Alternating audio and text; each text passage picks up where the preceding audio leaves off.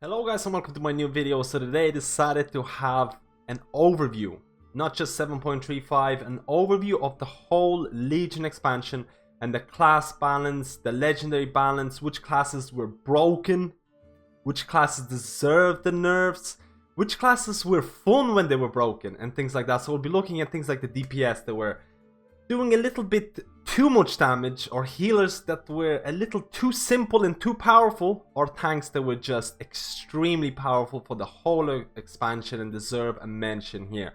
So first of all, like I said, this is not just for Taurus, this is the whole overview of Legion. So the class balance, majority of class balance issues came about from legendaries. Legendaries, like even right now, you might be playing like a sub-rogue and you're like, oh, I really need those shoulders, you know, Mantle of the Master Assassin. Or like if you're playing a Mage, Fire Mage, just, you know, you need those wrists.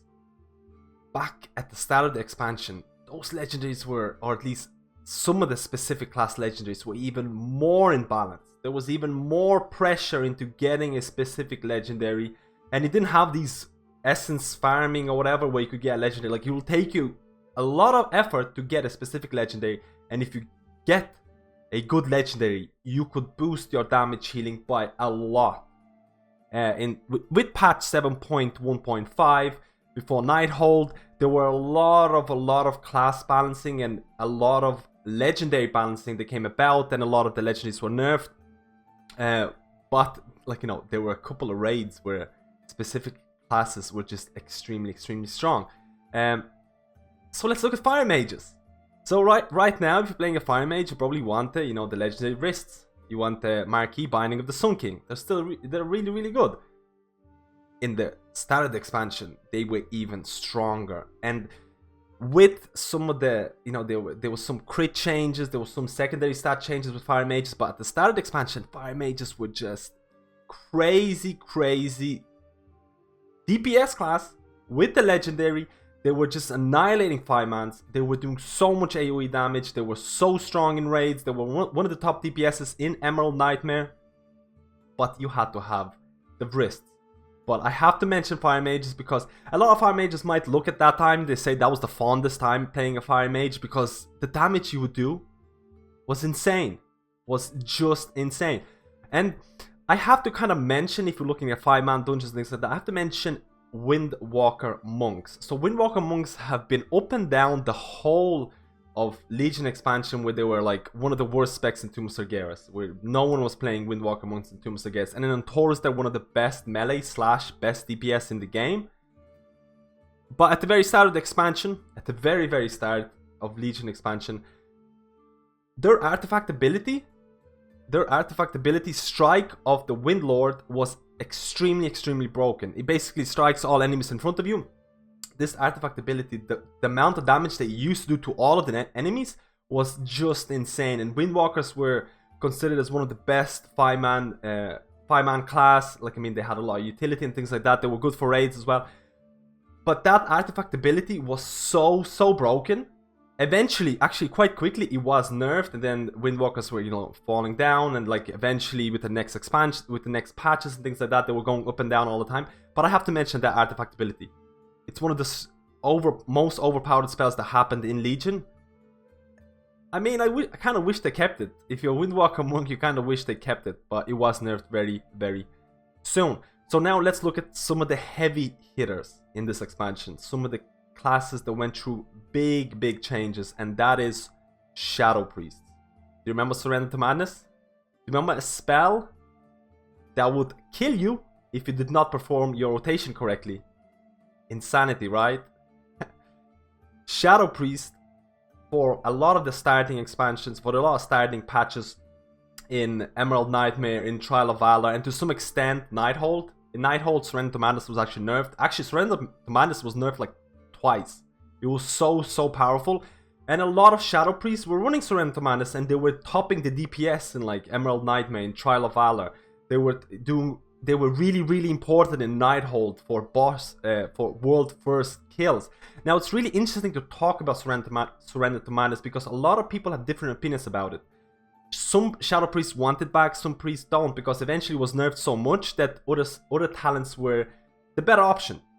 They were the better option. But Surrender to Madness was one of those spells, or one of those abilities that separated the, the average Shadow Priest from the, God tier Shadow Priest. Because all the top end guilds who used Shadow Priest, they were running Surrender to Madness at that time, and they were topping the meters. They were destroying. But then when you look at logs to like heroic, like Shadow Priests are a little bit down. They're not as good because there was a huge difference between, like I said, a decent Shadow Priest and a God tier Shadow Priest.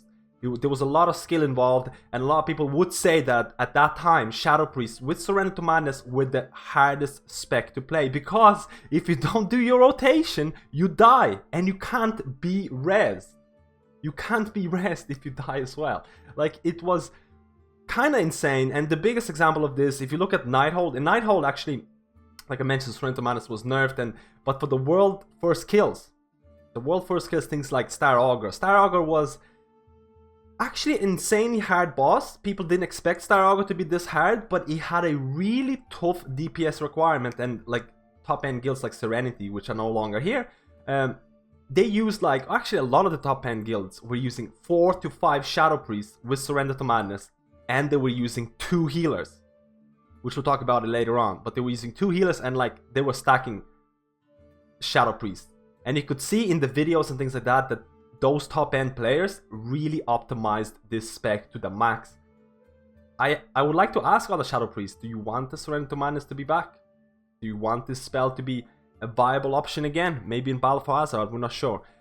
So we finished the DPS. Let's look at some of the healers. So to some extent, Resto Shamans and Holy Paladins, like I mentioned in my videos as well, they were somewhat mandatory because Holy Paladins were the only ones that fit into the tank healing position. Resto Shamans, to some extent, they had 2 healing cooldowns, and Spirit Link was was a cooldown that could cheese certain mechanics, and you can see that. Star Augur, 2 healers. Most of the guilds went with Holy Paladin and Resto Shaman. Holy Paladin for the amazing tank heals and amazing spot healing ability, decent on mana as well, and Resto Shamans to cover the AoE healing, and mainly because Spirit Link would cheese the last phase. It was so important to have some kind of damage reduction like Spirit Link, and it was so strong. But if we look at the pure HPS healers and the ease of play healers, we have to talk about Restoration Druids. And Restoration Druids in Nighthold particularly, because in Nighthold you got the tier 19 4 set. No one was kind of predicting how good tier 19 4 set is. Like, tier 19 4 set would give you a free rejuvenation basically. You didn't have to think about it, it was absolutely passive. It ended up being as one of the strongest tier sets in the game, or at least for Druids, ever made. Like, right now it's been nerfed, but if you can get a decent Titan Forge on it, you could probably still use it before the nerf or even after the nerf. You still, it was such a strong tier 19 4 set for Druids. And then you have to consider the legendary shoulders, Amator's Wisdom. Amator's Wisdom back then used to extend the rejuvenation by 15 seconds instead of the 9 seconds that it is right now. And again, when that legendary was there, people were like, I'm not sure if that's going to be any good. People did not, or Blizzard did not realize the synergy here. The synergy, tier 19 4 set, rejuvenation. Legendary shoulders, rejuvenation extension. And then you look at things like, talents, germination, 2 rejuvenations. Then you look at things like relics, persistence, extends the duration of rejuvenation. And now you have a healer who will just spam rejuvenations. Like, there are top logs from Resto Druids who will just spam rejuvenation and have like life bloom uptime of like 10% or no uptime of a fluorescence, because they would just spam rejuvenation and they would be top of the meters. It didn't matter what kind of fight there was. It doesn't matter if it was a heavy movement fight or stationary fight. Rejuvenation would probably top the meters. It was that strong. And I only got the legendary shoulders at the end of Nighthold, so that's still slowly killing me. I still did not experience the whole OP Resto Druid. Shortly after that, Resto Druids got a across the board healing nerf, 4% healing nerf, then legendary shoulders got nerfed, then tier 20 came about, and Nighthold tier 20 was heavily situational, and Resto Druids still end up using tier 19 for the whole of Tomb of Sargeras. That's how strong the tier set was. So I have to mention Resto Druids there. So now let's look at the tank balance. Overall, if we look at the whole Legion and we look at the tanks that did like stayed at the top or close to the top, you have to mention Guardian Druids. Guardian Druids were just really strong, really solid tank for the whole of expansion. Mainly because, like, you know, due to the raw stamina, due to the armor gains, due to the cooldowns that they had, they were an extremely strong tank. They didn't have, they weren't, in the expansion, there were no periods where Guardian Druids would be like, oh my god, we never want to bring a Guardian Druid, they're just so bad. Like, to look at this, consider this. In patch 7.25, the major magic reduction spell was completely removed from Guardian Druids. It was completely removed. It's gone. It's no longer there. And then Guardian Druid were still OP.